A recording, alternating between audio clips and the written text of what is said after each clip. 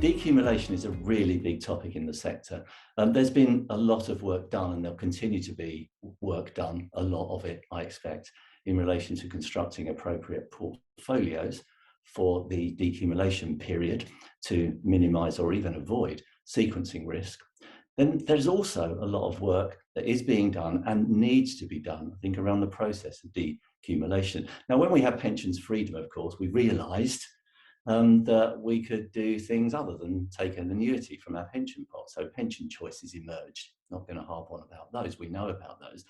But most people, most clients of advisors, I should say, not most people, most clients of advisors, when they get to the time of needing to draw some money from their savings and investments to replace or supplement income from employment, will have a range of assets. It won't just be a pension.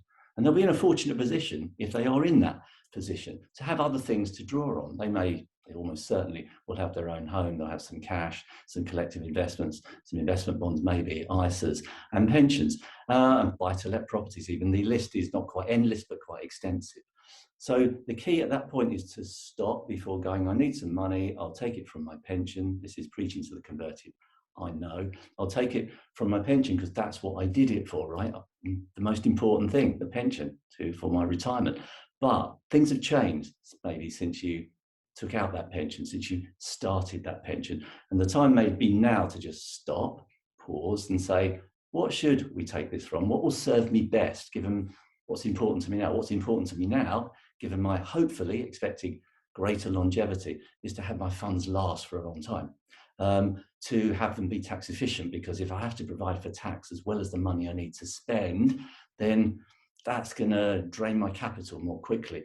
Or preserve the capital for the next generation. Now I've got a bit older, I'm thinking about my children and my grandchildren.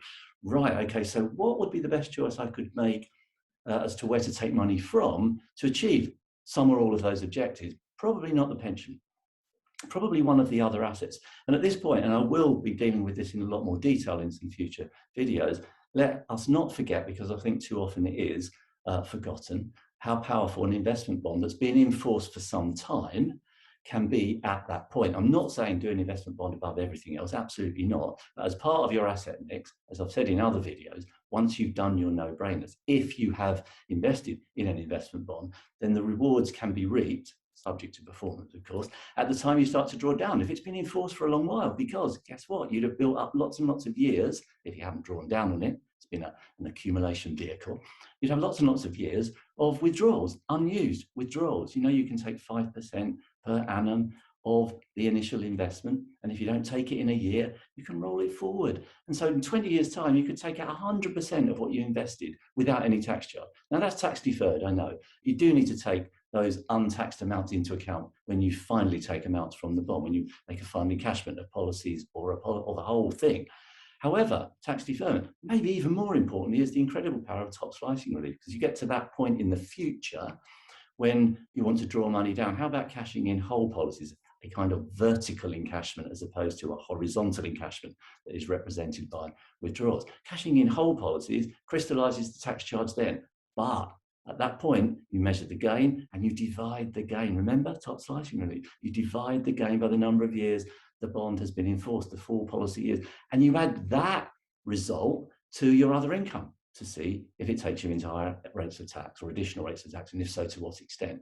And remember, with an onshore bond, you have no basic rate to pay on that at all. Whether onshore or offshore is best depends on your circumstances, but quite often if you're staying in the UK and you're going to be a UK taxpayer, when you draw down, probably, or other things being equal, performance, etc., and an onshore bond may serve you better from a tax standpoint because of that basic rate credit. And if you can manage your other income, here's the key, if you can manage your other income at the point of withdrawal to be low and leave yourself enough sort of white space between the income that you've got from other sources, which may well be exempt or tax efficient because it's fallen within allowances, etc., and you've got a lot of white space, headroom between the income you've got and the start of higher rates of tax, that higher rate threshold, then you have got tremendous capacity to use top slicing relief. There's a lot written on this within Techlink, and I will be talking about this whole subject of decumulation in future videos.